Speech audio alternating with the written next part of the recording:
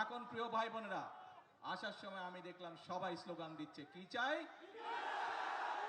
কুমিল্লা বিভাগ। ঠিক আছে,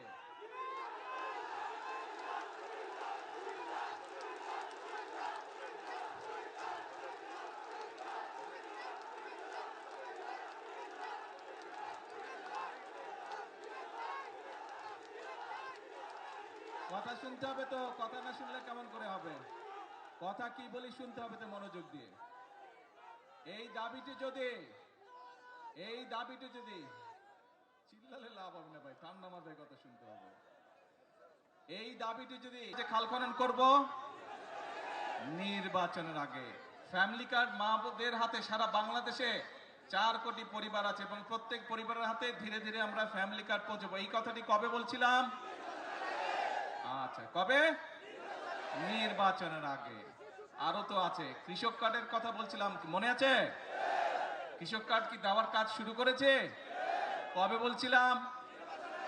নির্বাচনের আগে। তারপরে এখানে আসার সময় দেখলাম বিভিন্ন মসজিদ মাদ্রাসার ইমাম সাহেবদের, খতিব সাহেবদেরকে, তাদের ব্যাপারে একটা কথা বলছিলাম, বলেন তো কি বলছিলাম? আমরা বলছিলাম তাদেরকে আমরা সম্মানের ব্যবস্থা করব। সেই কাজও আমরা কি শুরু করেছি?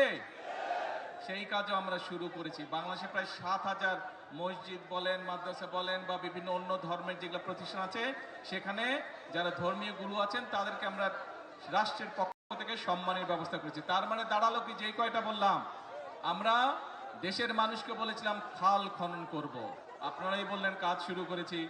দেশের মানুষকে আমরা বলেছিলাম আমরা মা বোনদের হাতে ফ্যামিলি কার্ড পৌঁছে দেব, সেটাও তো শুরু হয়েছে নাকি? আচ্ছা, দেশের মানুষকে আমরা বলেছিলাম আমরা কৃষক ভাইদের হাতে কৃষক কার্ড দিব, সেই কাজ শুরু হয়েছে? এখনো পুরোপুরি শুরু হয়নি, অল্প করে শুরু করতে হয় প্রথমে, কিন্তু শুরু তো হয়েছে নাকি?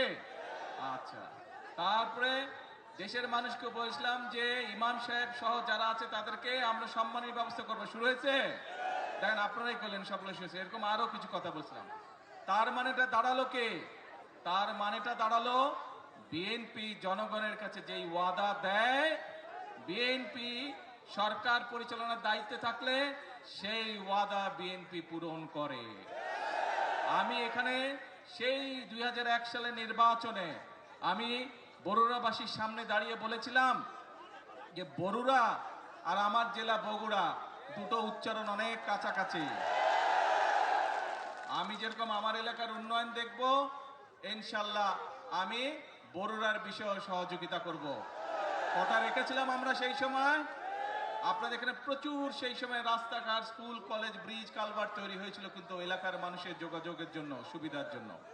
এখন প্রিয় ভাই বোনেরা, যেই কথাটি বলছিলাম, অর্থাৎ বিএনপি দেশের জনগণকে যেই কথা দেয়, বিএনপি চেষ্টা করে মানুষের সামনে সেই ওয়াদাটি রক্ষা করার জন্য। আমরা গত 16-17 বছর ধরে মুরব্বী নীল শার্ট, ঝগড়া করে শুধু মানুষটা। হ্যাঁ, এই তো বসে, এখন ঠিক আছে? হ্যাঁ, এই তো বসে গেছে।